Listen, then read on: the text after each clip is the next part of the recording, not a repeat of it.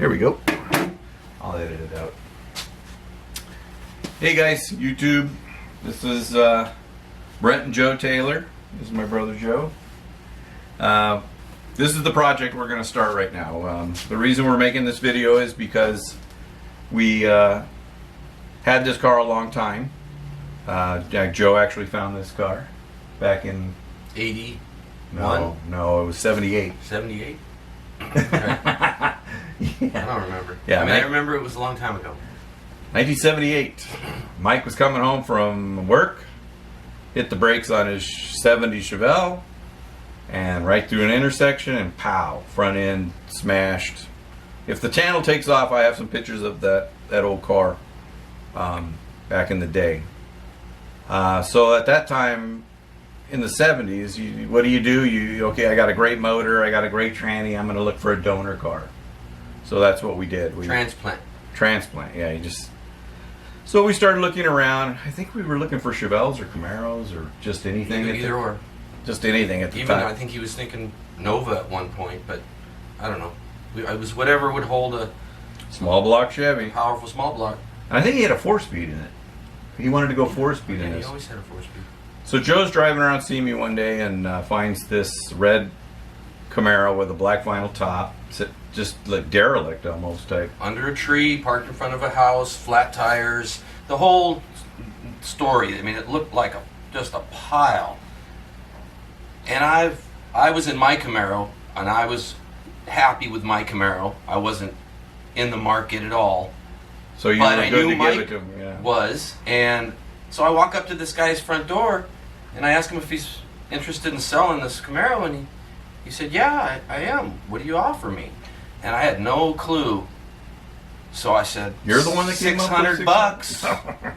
Yeah, he goes, "Remember that number, guys. Okay. $600." $600. Yeah. $600. Vinyl top, all original SS matching number car. 350 Camaro, all original, all deluxe interior. That's right. Fully loaded. This car. Right. This car had many nice features. And it's also, guys, if you know about these Camaros, they talk about cloned Camaros and so forth. The reason they talk about the clones is because, for the most part, these cars, you can't tell if they're original SSs or not. But this particular one, according to Camaros.net and the guys over there, who, thank you very much, guys, for helping me out. This is a 4P car, which means it had the SS 350 code on the trim tag. So that means, you can prove that this car is an original SS just by the trim tag. So it only came on the SSs. It was the SS 350 trim tag. Now, if you know more about it, you want to chime in down below in the comments down below, go ahead. But from what I understand, that's how it worked, the 4P code. So we ended up dragging this car back, and to make a real long story short, Mike did put his motor and trans, or a trans, in this car, but he never finished it. Actually, at that time, I had a V8 Vega in the garage. I had a 72 Chevelle that blew up. I had to rob the Vega motor. Joe robbed the rear end for his Vega. He had what year was that? Do you remember? 72? 71. 72. Station wagon. You're right. 72. 72. You don't have any pictures of that car. I don't even have one. I don't have a picture of any of my cars. Yeah. None of them. Well, we robbed the 8 3/4 inch. I bought that Vega off of Dick Scribner out here in Scribner Electronics back in the day, for those of you that remember. He was the inaugural Pro Stock winner of Sonoma up in Northern California, first year they had it. So back to the car. The donor car, we had it. He put the motor in, didn't do nothing with it. And then years went by, nothing happened. And we were all living in the same house together in those days, and things started to break up. Life started to come up. I moved out, Joe moved in, and then Mike moved out, and then decided he wanted to sell the Camaro. He needed money, so he sold it to Dawn, our other roommate Dawn, for $600. Again, same price. Keep with that $600 theme. Right.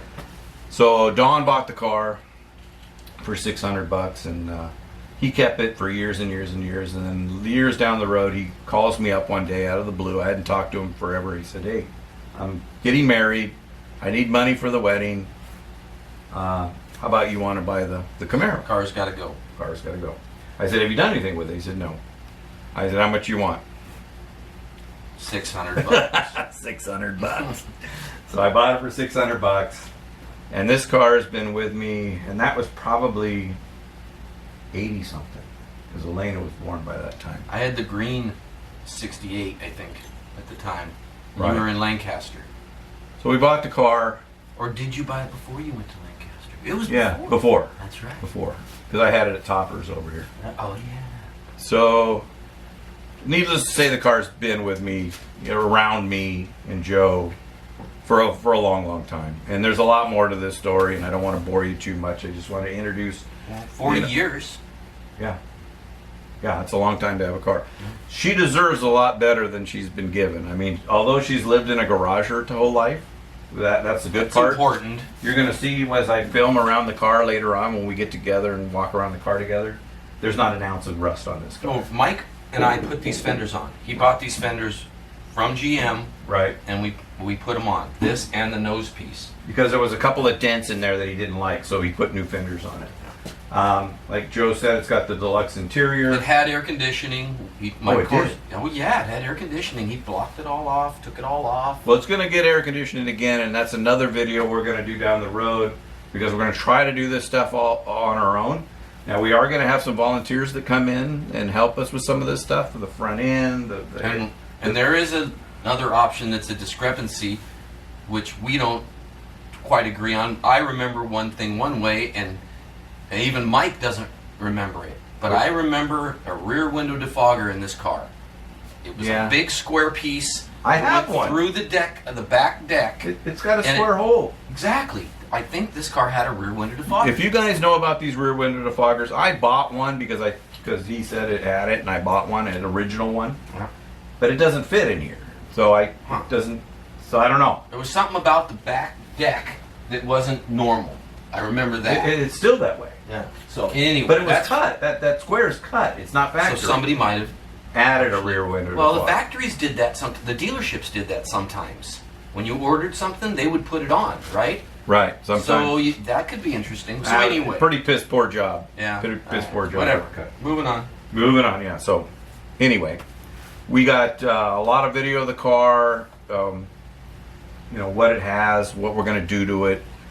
We have a new motor sitting here. I got a 505 horsepower motor from HRC up in Spokane. For those of you guys, another plug for HRC.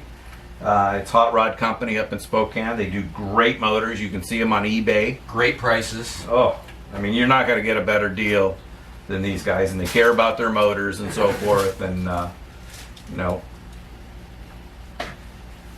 of the film, I got to edit it out. No, there's no. I know, but you got to stay in. Oh, I stepped out once or twice. Yeah, we're gonna. Okay. So HRC, remember that guy? He's actually my cousin. I didn't know that. Well, that's a whole nother story we can tell moving forward. But anyway, this is our first video. I'm gonna get some video of the car before we tear it apart. I wanted to tell a little bit of the story. We talked about it, and I talked about it on my own, and now me and Joe, because Joe's the one that actually found the car back in the day. And we'll keep posting videos, monthly or weekly, or however you want to see it. I mean, if my goal is that you guys get behind this, I'm going to be out here every day working on it. So I need you to subscribe down below and like the video. Let's get the word out there, and let's get started. Yeah, we're recording. Okay. All right, guys, we're step one.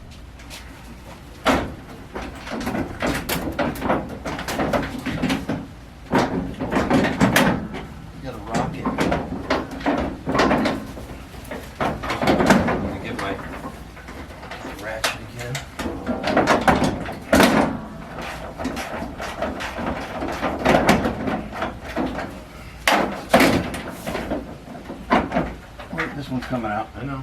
All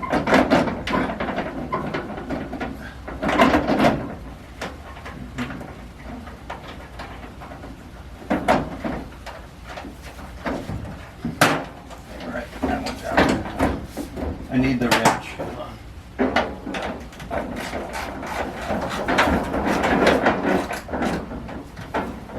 Too long.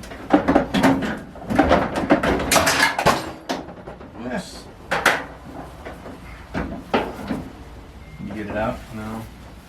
No. There it goes. Now you can. Probably. Hold on. Fiddling around the top. We're gonna get a finger for sure. See this? I'm gonna let you get yours done first. Just make sure you hold your end up to the back end of it. It doesn't slide all the way down to the car. But I can't get it off without the ratchet. Go ahead. Can you hold reach your underneath. side? Yeah, yeah. Just reach underneath with the socket and the ratchet underneath there. Hold on. The socket Oh, went the down socket with it. did too? Yeah. I don't know where that went. You alright? Yeah. Wasting footage. You don't have an open end.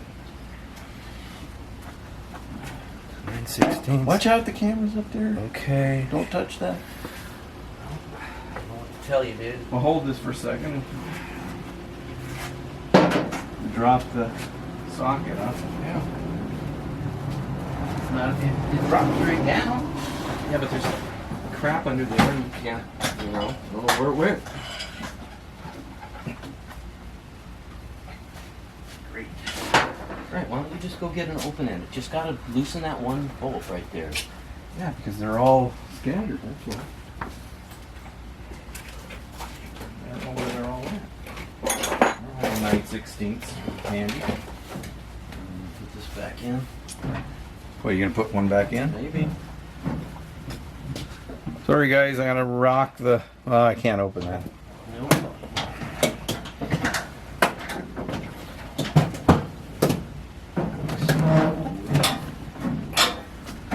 Oh, here we go.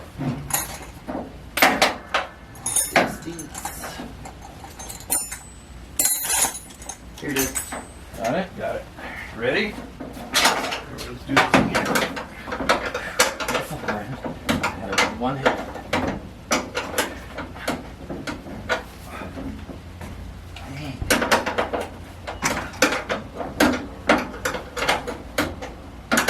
How long has it been since I took the hood off? It's been a while. It's not like it's rusty, it's just awkward. I need to get new hinges and stuff.